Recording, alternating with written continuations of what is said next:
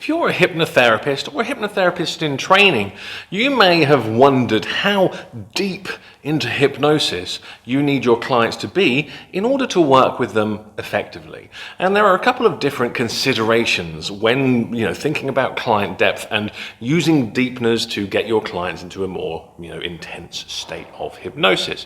First and foremost, with hypnosis, with hypnotherapy, hypnotherapy is a combination of hypnosis plus psychotherapy techniques. Without the hypnosis part, majority of the techniques will tend to work quite well, even if a person isn't in hypnosis. The benefit of being in hypnosis is that people will consciously kind of get out of their own way, and it makes change happen faster. However, one of the reasons why you might need a client in a deeper state of hypnosis is when you're doing kind of deeper trance phenomena. So if you're doing a regression with a client, it will benefit you to have that client in a deeper state of hypnosis so that they will respond better to the suggestions, to that technique that you're using.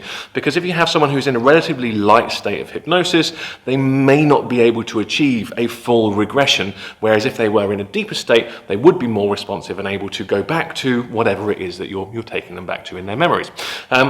Similarly, if you're doing pain management, if you're using glove anesthesia where you're taking away all the sensation in a client's hand and arm and then transferring that to the pain area, that's another technique that benefits from a deeper level of trance, of hypnosis.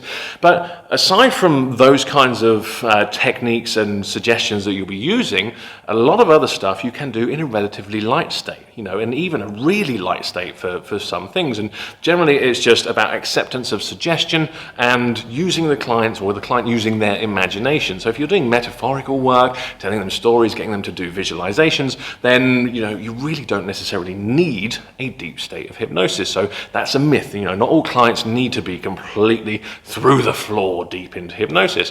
Another reason that you might think about depth is client expectations, because some clients will expect to go really deep and to feel absolutely relaxed or out of it, or whatever it is that they're expecting. Clients will expect different things.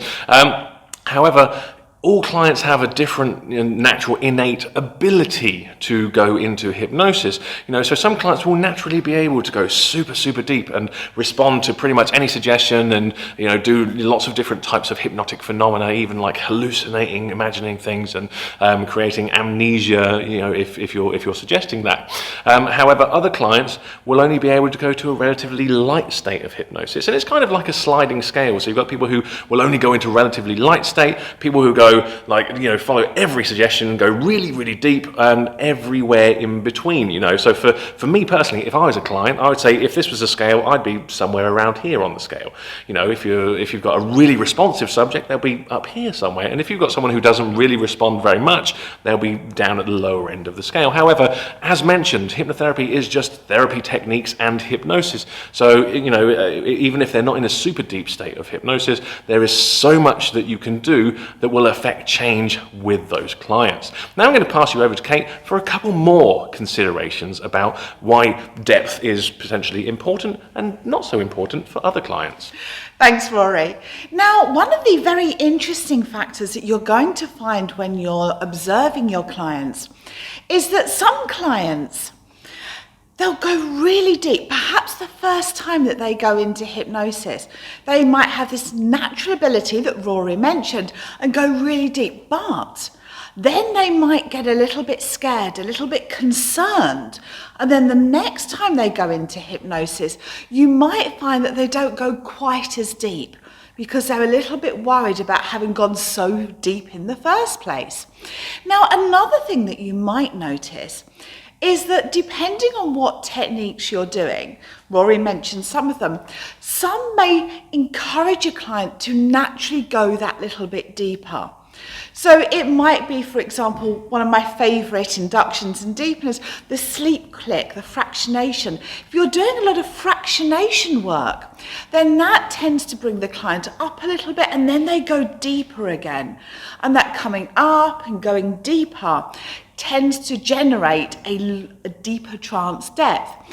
In contrast to that, if you're doing a lot of active work where perhaps you're asking the client to speak or you're using the name a lot, then they tend to come up a little bit as well. Talking of coming up, you might notice that your client is starting to shift a little. If they've been really deep for a while, what can happen is that they can start to become a little bit physically uncomfortable. And that, on some level, starts to bring them up. Final point. If you have your client in a lovely deep state of hypnosis, it's really worth taking a little bit longer to bring them up in the alerting part of your session.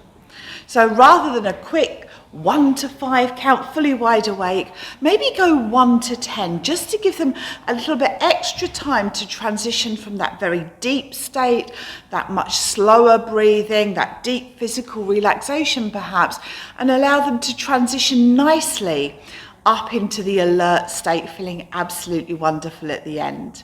If you'd like to learn more about deepening trance depth and all of the other wonderful hypnotic phenomena, join us on our next diploma course. Thank you for watching.